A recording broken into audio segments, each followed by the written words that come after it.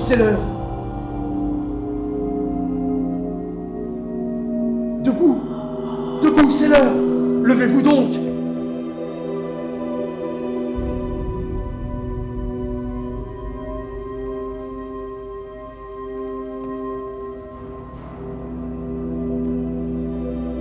J'aime le soleil.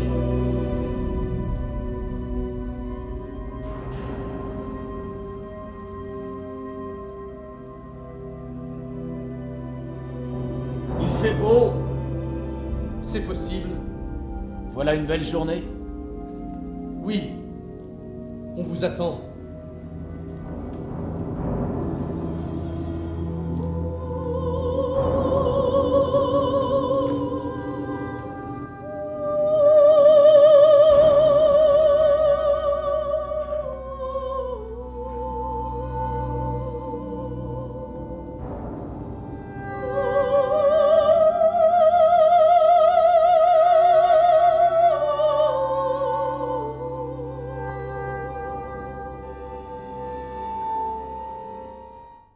Plutôt 100 fois la mort. Oui, la mort. Et d'ailleurs, qu'est-ce que je risque à dire cela? A-t-on jamais prononcé sentence de mort autrement qu'à minuit, mais au mois d'août? À 8 heures du matin, un si beau jour, c'est bon juré, c'est impossible. Condamné à mort. Bon, ce sera dans 6 semaines.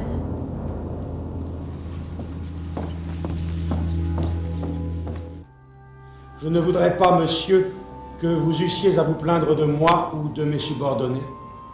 Il m'a appelé monsieur, c'est pour aujourd'hui.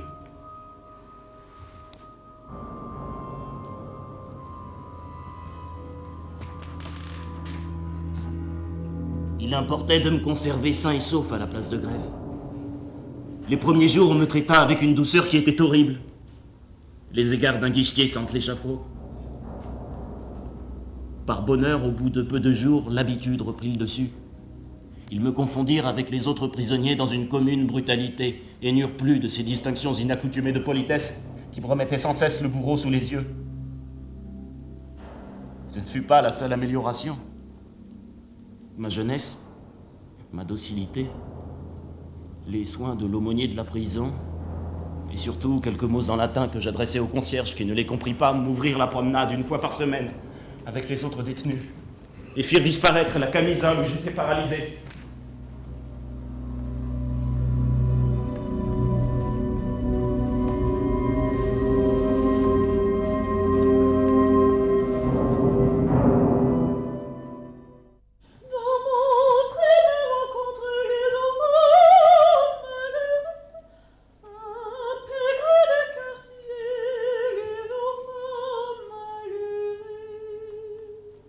Les détenus m'ont appris à parler argot, à rouscailler bigorne, comme ils disent. C'est toute une langue, hantée sur la langue générale comme une espèce d'excroissance hideuse, comme une verrue. Quelquefois une énergie singulière, un pittoresque effrayant. Il y a du résiné sur le trimard, du sang sur le chemin. Épouser la veuve, être pendu, puisque la corde du gibet est veuve de tous les pendus. La tête d'un voleur a 2 noms. La Sorbonne, quand elle médite, raisonne et conseille le crime. La tronche, quand le bourreau la coupe. Mon fils, êtes-vous préparé? Je ne suis pas préparé, mais je suis prêt.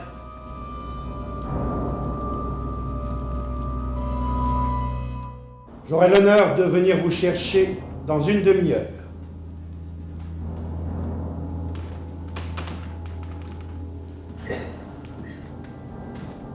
Si j'avais su ma grâce, avoir ma grâce, et par qui, et pourquoi, et comment, il était impossible qu'on me fasse grâce. L'exemple, comme ils disent. Je suis calme maintenant. Tout est fini. Bien fini. Je suis sorti de l'horrible anxiété où m'avait jeté la visite du directeur. Car je l'avoue, j'espérais encore. Maintenant, Dieu merci, je n'espère plus. Mon pourvoi est rejeté. Parce que tout est en règle. Les témoins ont bien témoigné, les plaideurs ont bien plaidé, les juges ont bien jugé. À moins, non, folie, plus d'espérance. Le pourvoi, c'est une corde qui vous tient suspendu au-dessus de l'abîme et qu'on entend craquer à chaque instant jusqu'à ce qu'elle casse. C'est comme si le couteau de la guillotine mettait 6 semaines à tomber. C'est fait dans la prison. Faites, si l'on veut. C'est aujourd'hui qu'on fait les forçats qui doivent partir demain pour Toulon. Voulez-vous voir? Cela vous amusera? On dirait une fête de famille. À mesure qu'ils arrivent, on les pousse entre 2 haies de garde-chiourme dans la petite cour grillée, où la visite des médecins les attend. C'est là que tous tentent un dernier effort pour éviter le voyage, alléguant quelques excuses de santé, les yeux malades, la jambe boiteuse, la main mutilée. Mais presque toujours, on les trouve bons pour le bagne. Et alors chacun se résigne avec insouciance, oubliant en peu de minutes sa prétendue infirmité de toute la vie. Quand ils ont revêtu les habits de route, on les mène par bande de 20 ou 30 à l'autre coin du préau. On fait asseoir les galériens dans la boue, sur les pavés inondés. On leur essaye les colliers. Puis 2 forgerons de la chiourme armés d'enclumes portatives les leur rivent à froid, à grands coups de masse de fer. Chaque coup de marteau fait rebondir le menton du patient. Le moindre mouvement d'avant en arrière nous ferait sauter le crâne comme une coquille de noix. Après cette opération, ils deviennent sombres. Il y en a qui pleurent. Les vieux frissonnent et se mordent les lèvres. Un rayon de soleil reparaît. On dirait qu'il met le feu à tous les cerveaux. Tous les forçats se lèvent à la fois. Ils chantent. Ils tournent à fatiguer les yeux.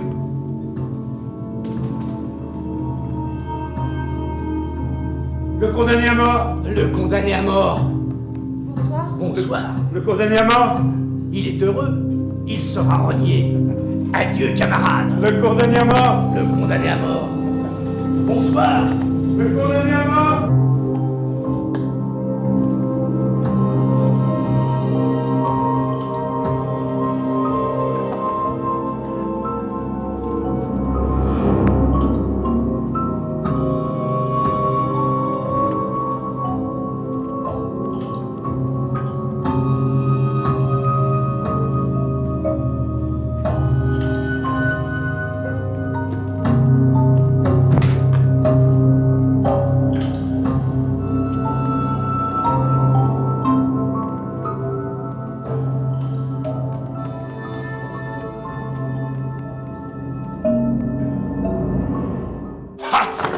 Mes cheveux blanchiront avant que ma tête ne tombe.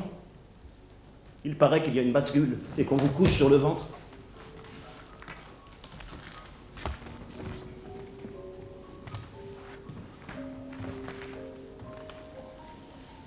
Depuis que je suis sorti de l'infirmerie, il m'est venu une idée poignante, une idée à me rendre fou. C'est que j'aurais peut-être pu m'évader si on m'y avait laissé. Ces médecins, ces sœurs de charité semblaient prendre intérêt à moi. Mourir si jeune et d'une telle mort. On eût dit qu'ils me plaignaient tant ils étaient empressés autour de mon chevet. Bah, curiosité.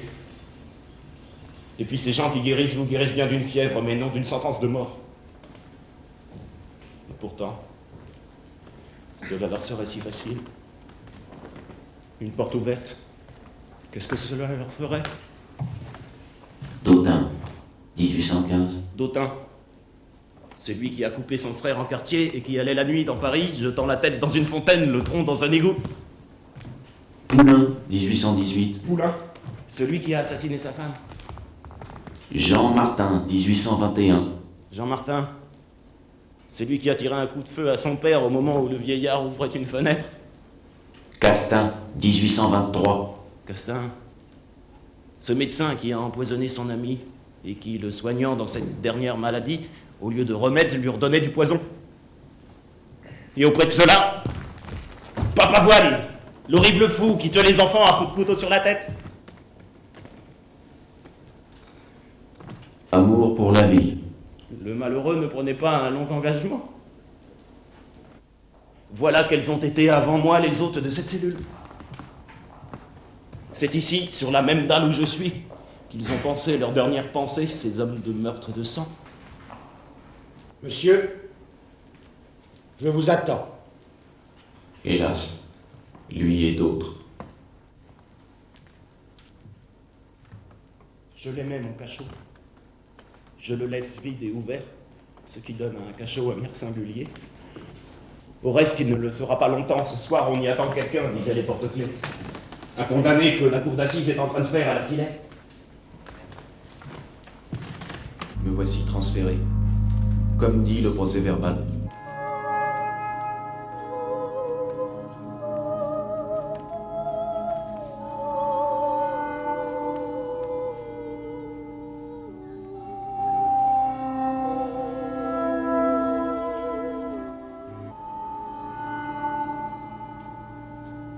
On est à l'octroi. Paris m'a paru faire un plus grand bruit qu'à l'ordinaire. Si c'était un mouton ou un bœuf qu'on menait à la boucherie, il faudrait jeter au douanier une bourse d'argent. Mais une tête humaine ne paye pas de droit.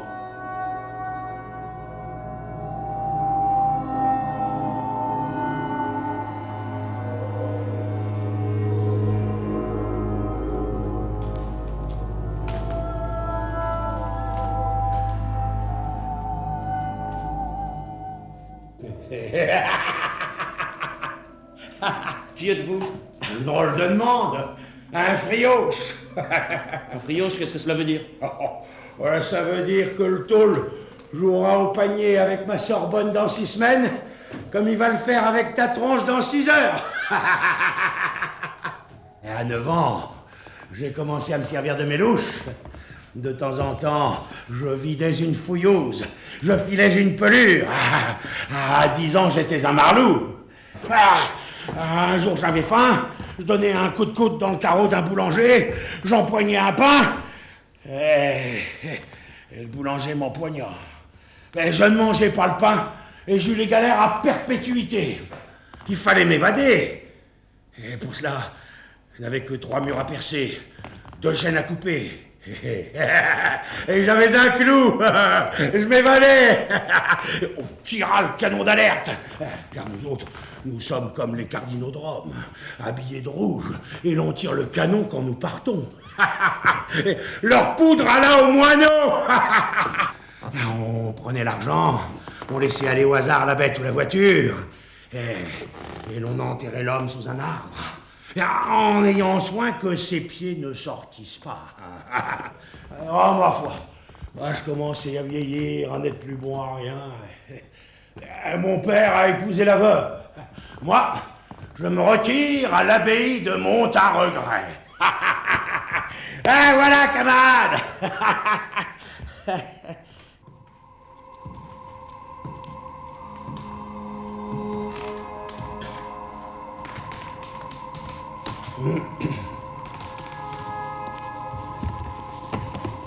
Mon fils.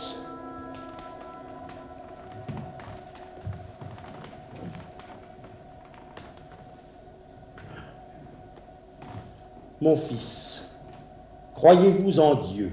Oui, mon père. Croyez-vous en la Sainte Église catholique, apostolique et romaine? Volontiers. Ça n'est pas ça. C'est ça. Mon bon ami, dans 6 mois, cette prison sera beaucoup mieux. Son geste semble ajouter « Vous n'en jouirez pas, c'est dommage ». Il sourit presque. Je crois voir le moment où il va me railler doucement, comme on plaisante une jeune mariée le soir de ses noces. Mais ça n'est pas cela du tout. Monsieur, on ne parle pas si haut dans la chambre d'un mort. Il paraît, pardon criminel, que vous passez aujourd'hui. Il est certain que les morts qu'on fait périr comme cela voient la loterie d'avance. Promettez-moi de venir demain soir. Qu'est-ce que ça vous fait? Me donner 3 numéros. 3 bons, hein? Je n'ai pas peur des revenants, soyez tranquille. Et voici mon adresse. Caserne Popincourt, escalier A, numéro 26, au fond du corridor. Vous me reconnaîtrez bien, n'est-ce pas? Et vous pouvez même venir ce soir, si ça vous est plus commode.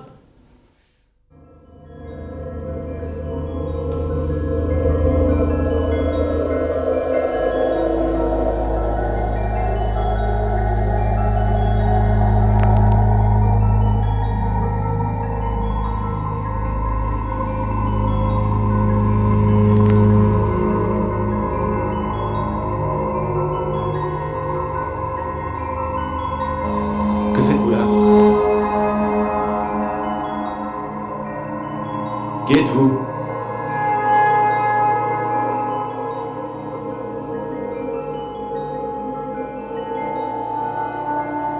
Ah, enfin répondras-tu, vieille sorcière, qui es-tu?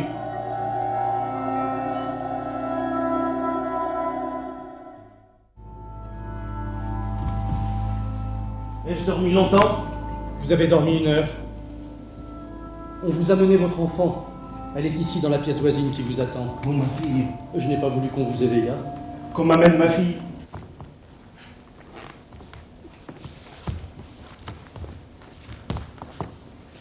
Marie, as-tu un papa? Oui, monsieur. Eh bien, où est-il? Ah, vous ne savez donc pas? Il est mort.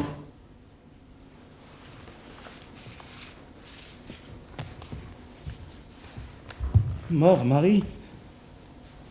Sais-tu bien ce que c'est qu'être mort? Oui, monsieur. Il est dans la terre et dans le ciel. Je prie le bon Dieu pour lui matin et soir sur les genoux de maman. Marie, dis-moi ta prière. Je ne peux pas, monsieur. Une prière, cela ne se dit pas dans le jour. Venez ce soir dans ma maison, je la dirai. Marie, c'est moi qui suis ton papa. Ah? Veux-tu que je sois ton papa? Non. Mon papa était bien plus beau. Vous me faites du mal avec votre barbe.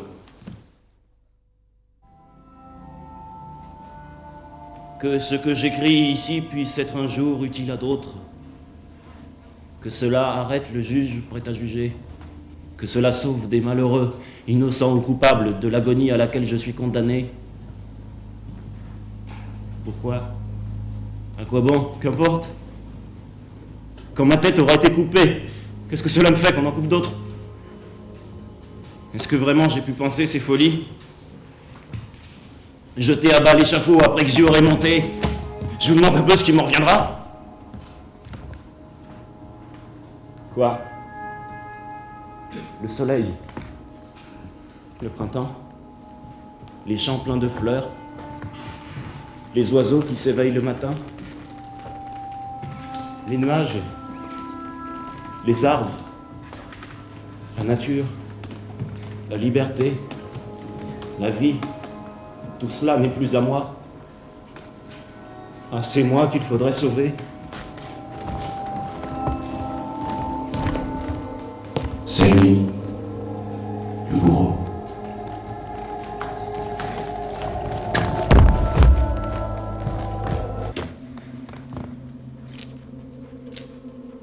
Cette chemise est le seul lambeau qui me reste du mois d'autrefois.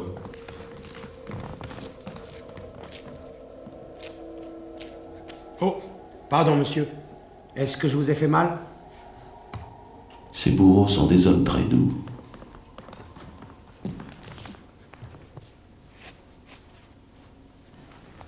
Allons, mon fils.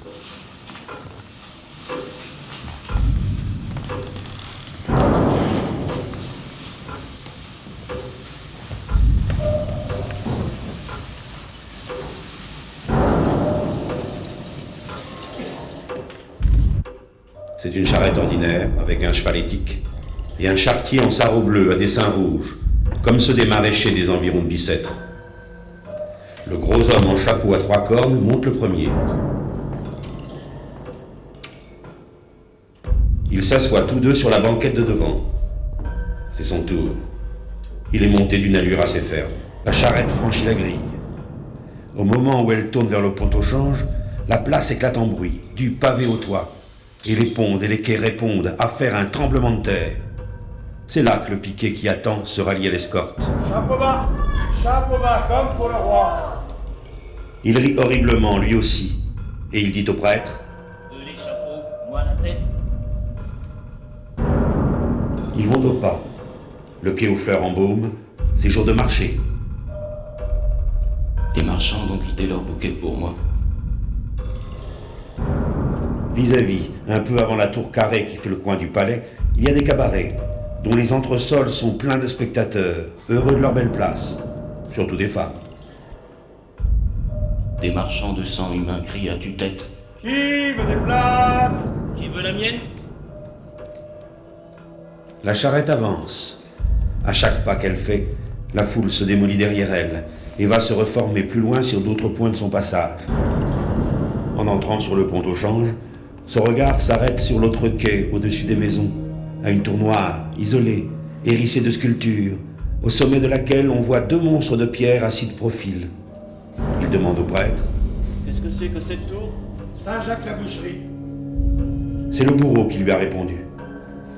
Rien de ce qui se passe autour de lui ne lui échappe.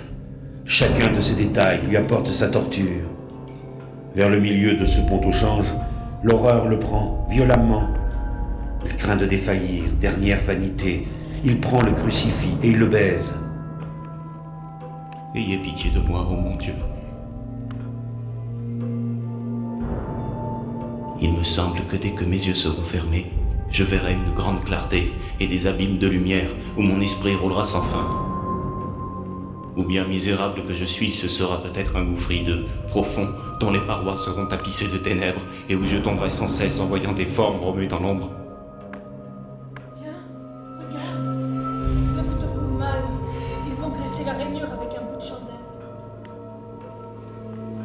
Il se peut bien aussi qu'à certaines dates, les morts de la grève se rassemblent par de noires nuits d'hiver sur la place qui est à eux. Ce sera une foule pâle et sanglante, et il y aura sur la place une guillotine de l'enfer, où un démon exécutera un bourreau. Ce sera à 4 heures du matin. Je tâche de m'abîmer dans cette pensée. Mais chaque chaos de la dure charrette le secoue. Il a froid. La pluie a traversé ses vêtements et mouille la peau de sa tête à travers ses cheveux coupés des coups. Vous tremblez de froid, mon fils? Oui. Hélas, pas seulement de froid. Le pauvre, il est si jeune. C'est une chose insupportable que le poids de tant de regards appuyés sur vous.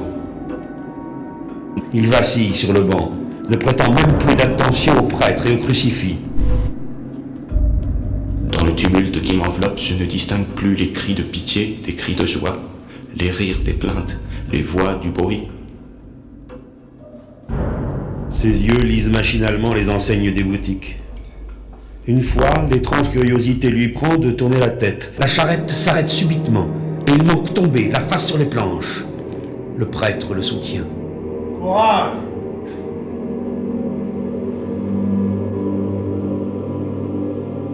Ainsi j'y suis. Le trajet exécrable est fait. Eh bien donc. Ayons courage avec la mort.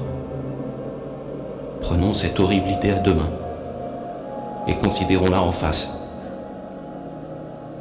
Demandons-lui compte de ce qu'elle est, sachons ce qu'elle nous veut, retournons-la en tous sens. Épelons l'énigme et regardons d'avance dans le tombeau. On apporte une échelle à l'arrière de la charrette. Il donne le bras au prêtre, il descend, puis il fait un pas.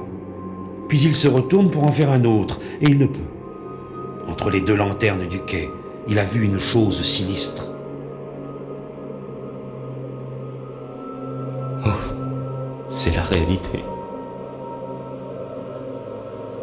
Il s'arrête, comme chancelant déjà du coup. J'ai une dernière déclaration à faire.